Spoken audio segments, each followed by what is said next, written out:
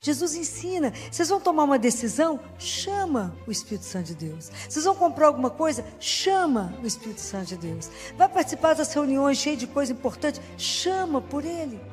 Que primeira coisa que a gente faz quando acorda é rezar. Primeira coisa, eu tenho que pedir bênção ao meu Pai. O Espírito Santo vai nos ajudar a ter com o Pai uma relação de filho. Nós temos que aprender a ter uma relação filial. Falar: Pai, o Senhor me ajuda nisso?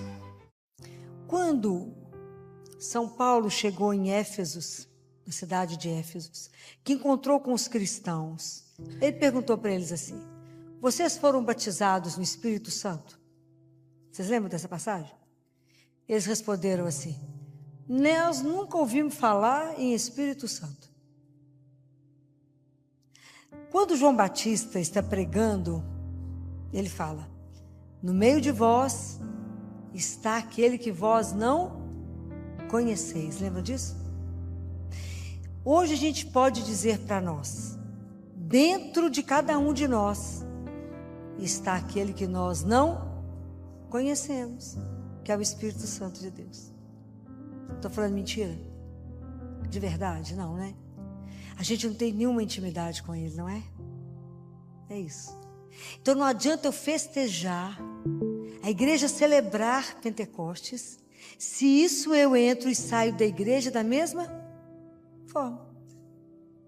Então, quando a gente celebra Pentecostes, a gente celebra o Espírito Santo, a terceira pessoa da Santíssima Trindade, aquele por quem foi tudo realizado. Lembra lá em Gênesis que o Espírito pairava sobre as águas?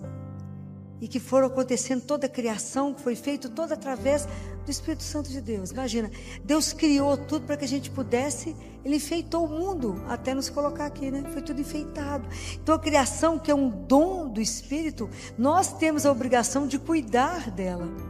Quando Deus cria o homem e nos coloca aqui, e que o homem faz questão de tomar o caminho contrário a Deus, Deus não aceita aquilo tudo, né? Não se conforma. E aí o Espírito Santo é quem vai gerar Jesus em Maria.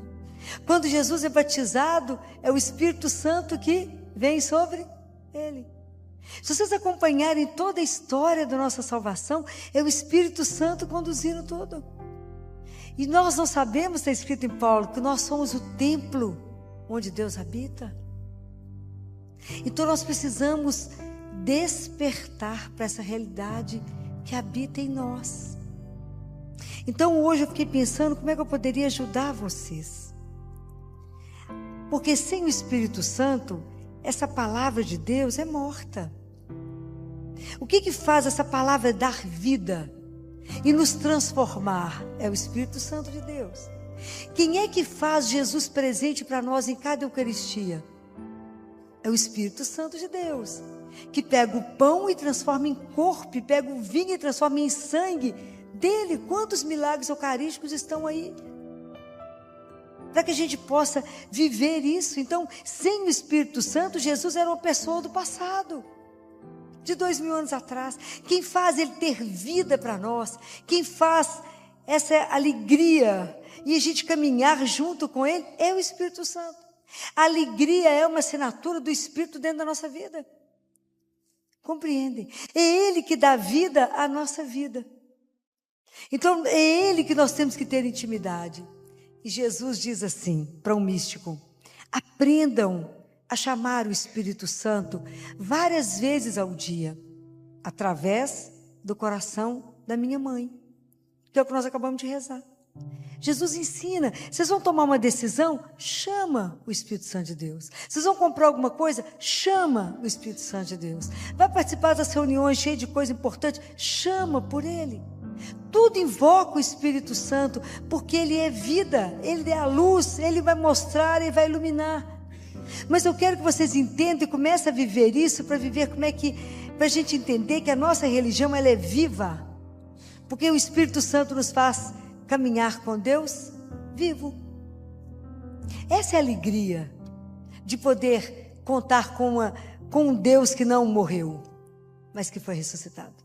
O mesmo Espírito que ressuscitou Jesus é o mesmo que vai nos ressuscitar. Então nós temos que caminhar nessa intimidade com Ele. Então eu quero falar uma coisa com vocês. O Espírito Santo, ele trouxe dons e carismas e trouxe os sacramentos. O dom Deus deu a cada um de nós, e cada um ele deu um dom. O dom ele dá para uma pessoa para ser utilizado para o bem da comunidade toda. Os sacramentos ele deu para a igreja para que todo mundo se alimentasse deles e se beneficiasse deles, né? Isso ele deixou de presente para nós, está aqui, renovando, sustentando a igreja, caminhando com a igreja. Cada vez que a igreja passou por momentos difíceis, agora acaba, o Espírito Santo renasce. Na época de Francisco e Clara, a igreja está passando um momento gravíssimo. E Deus suscita Clara e Francisco, que levanta a igreja. Então o Papa sonha na época, né, com a igreja tombando, caindo, e Francisco segurando a igreja sozinho de um lado. Espetacular. Como é que ele sempre renova, sempre traz alguma coisa nova, porque a igreja é de Deus, né? Então, como é que nós podemos caminhar de forma que a nossa vida não seja separada, o espírito, as coisas espirituais da vida? Então, eu queria ajudar vocês, porque isso também faz parte da minha vida. A gente tem que fazer um plano espiritual. Não tem que fazer um plano difícil. Vocês vão fazer um plano que vocês vão dar conta de cumprir. Isso você vai desenhar para você. Eu posso sugerir para vocês que a primeira coisa que a gente faz quando acorda é rezar. Primeira coisa, eu tenho que pedir bênção ao meu Pai. Então, a primeira coisa é rezar. Se você puder, além de rezar, assista a missa diária. Eucaristia diária. Porque quanto mais você encontrar com Jesus, mais Ele vai transformar você. Não tenha dúvida disso. Aprenda a ir trabalhar. Vocês imaginam, nós estamos inseridos no mundo, trabalhando loucamente, cheio de serviço, cheio de coisas e funções importantes que vocês desempenham, e somos cristãos. E nós temos que estar, tudo que fizermos, que além da Eucaristia, além de rezar o terço todos os dias, coloquem no plano de vocês confissão mensal.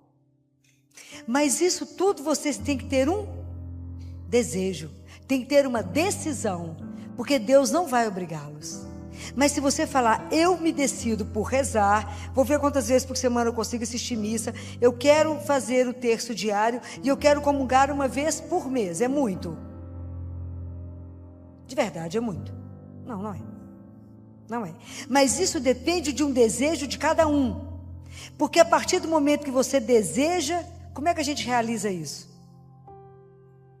Pela graça de Deus. Nós não damos nenhum passo sem a graça de Deus.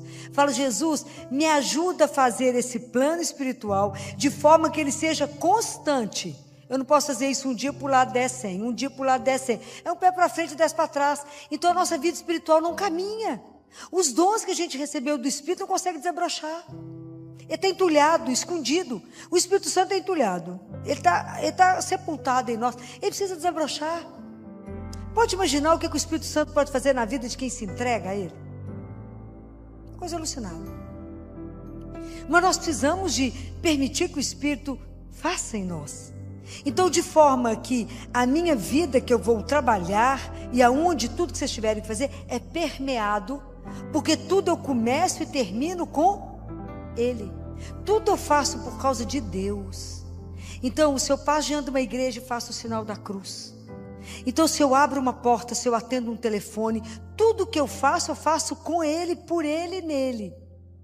Isso é uma disciplina que o Senhor vai nos ajudando. Eu vou invocando o Espírito Santo e peço a Ele que me ajude. Lembro do meu Pai várias vezes ao dia, e Deus, o Espírito Santo, vai nos ajudar a ter com o Pai uma relação de filho. Nós temos que aprender a ter uma relação filial. Falar, Pai, o Senhor me ajuda nisso? Como é que um filho conversa com o pai? Com simplicidade.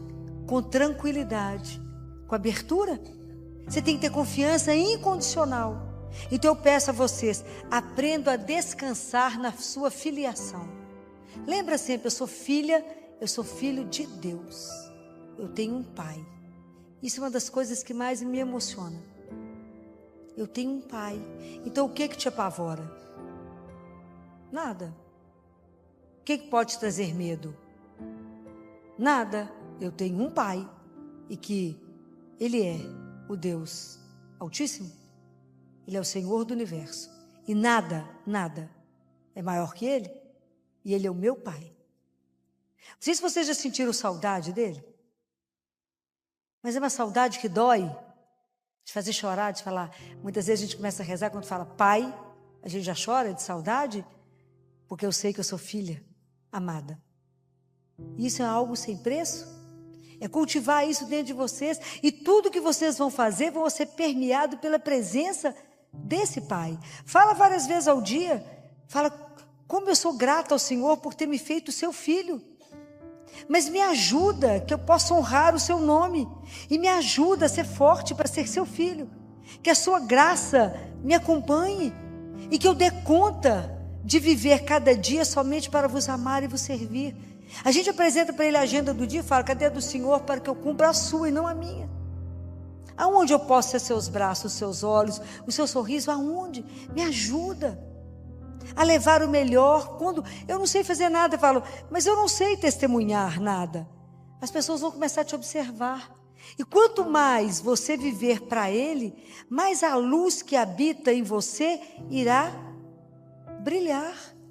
E as pessoas vão falar assim, mas você está diferente, fulano. Você está assim mais bonito, o que aconteceu? É Deus. Por que Nossa Senhora é linda? Já falei isso com vocês. Por que ela é linda? Por que ela é maravilhosa? E quando ela apareceu em La Salette, eu esqueci o nome do rapaz, que era para o menino e para uma menina, e o pessoal falava, fulano, você não vai casar? Ele falou, não posso. Aquela mulher roubou o meu coração. Ela é tão linda, ela roubou o meu coração. Por que Nossa Senhora é linda? Porque ela não tem pecado. O que nos desfigura? O pecado. O que nos transfigura? O amor de Deus. Ok? Então cada vez que a gente peca, a gente vai enfeiando.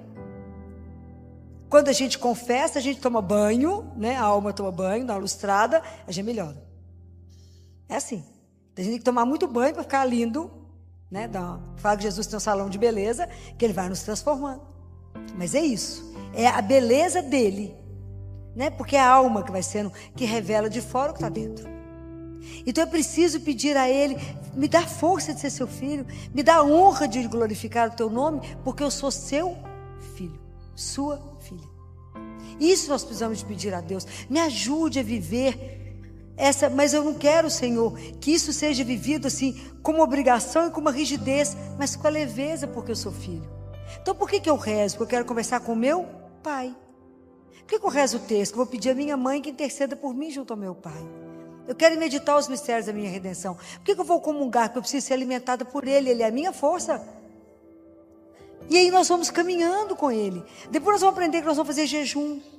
Mas vamos devagar. Faça o seu plano espiritual e fala, me ajuda no meio do mundo que eu não posso sair, eu não posso parar. Me ajuda a invocar o Espírito Santo mais vezes. Me ajuda a lembrar de Deus. Me ajuda a falar, Senhor, eu vos amo. Muito obrigado por ter me criado. Mas não esqueça do seu pai, várias vezes ao dia lembre dele. E é tão interessante que a nossa vida espiritual, nossa vida, ela tem primavera e verão. Mas tem outono e inverno. E na época da primavera e do verão, isso é tão simples, que a vida fica boa. Mas nos países onde tem muita neve, eles fazem um trabalho interessante, que antes que a neve chegue, e que vá tampar tudo, eles pegam estacas e marcam todo o caminho pintando as estacas de vermelho, de forma que quando a neve chega e tampa todo o caminho, as estacas permanecem e dá a direção. Então a nossa vida, essa história que eu estou falando com vocês, de fazer um programa espiritual, uma vida espiritual, um plano espiritual, é para que quando chegar o inverno, para quando os dias ficarem escuros e a noite demorar a chegar, demorar demais a passar e demorar o sol a aparecer outra vez, essas estacas que nós colocamos vão ter que nos manter no caminho. São elas que vão me dar a direção.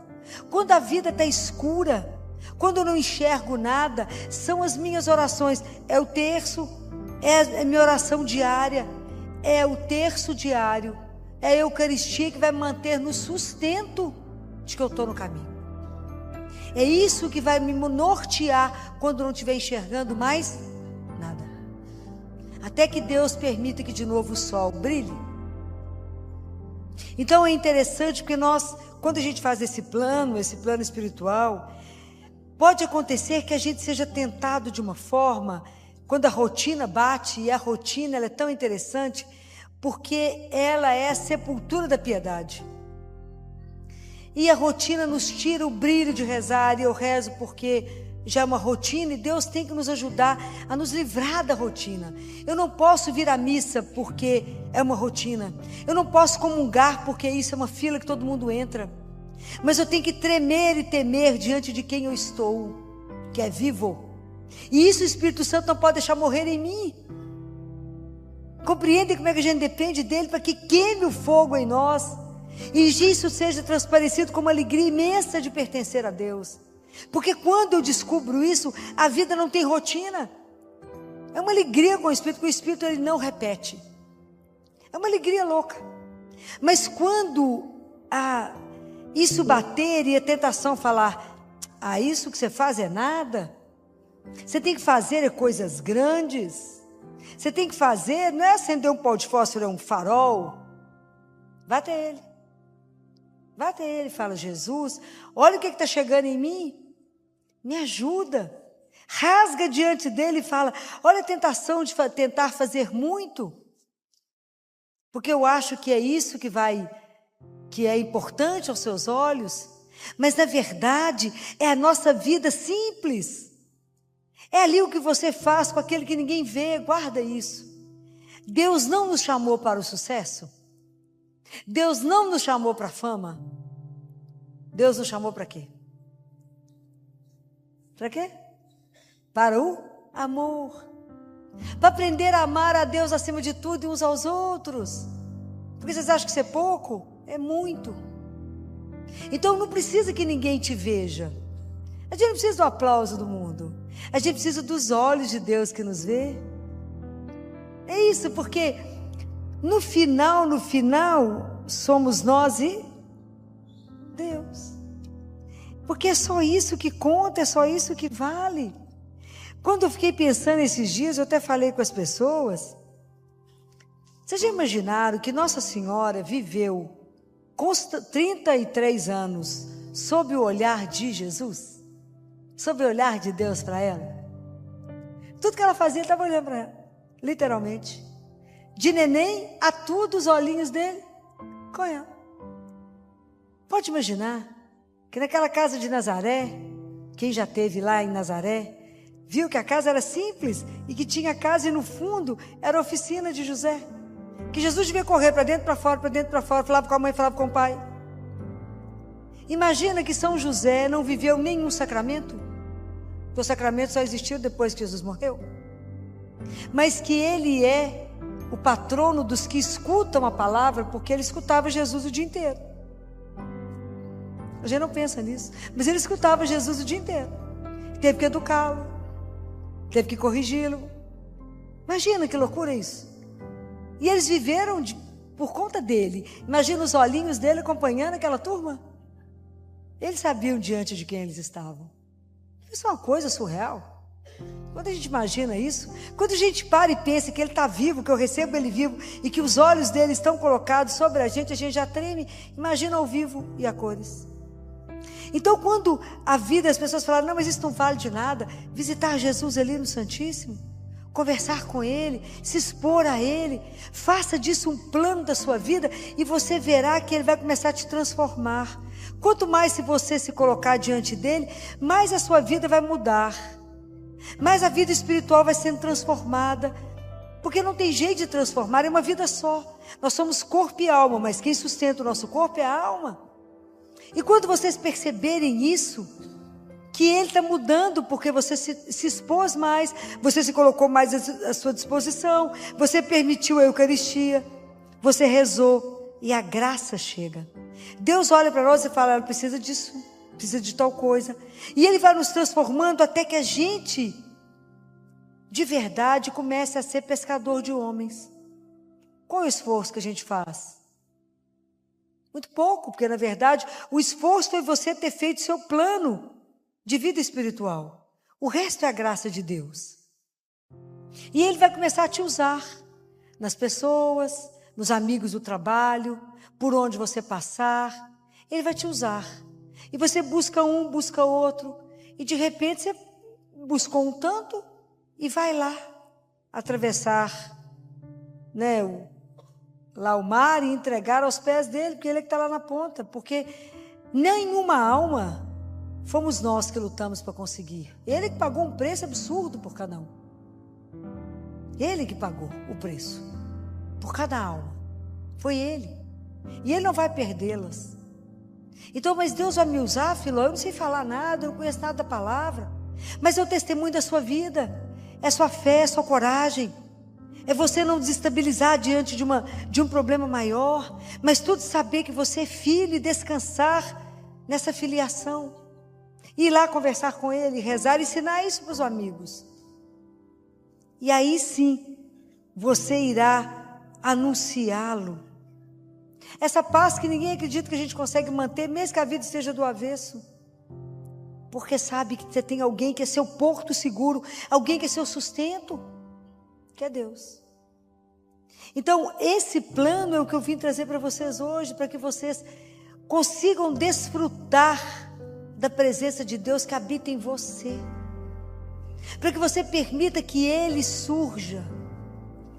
De verdade, permitir que Deus se manifeste na sua vida. Não tente resolver nada, não confie em você mesmo. Aquilo que Ele falou, não confie em você, confie em mim. Confie nas mãos dEle, entregue nas mãos dEle, peça a Ele essa graça. Então hoje, quando eu venho trazer esse plano para vocês, é para que vocês possam ter uma vida muito melhor, para que vocês possam revelar, sem precisar dizer para as pessoas, por que vir à igreja tem um sentido. A alegria de ter uma pertença a Deus. Como é que a vida é tão mais fácil e tão mais leve quando a gente tem um Deus vivo que caminha conosco? Como é mais simples. E tudo a gente conta com Ele. Como que é diferente quando Deus está junto? Como que é diferente?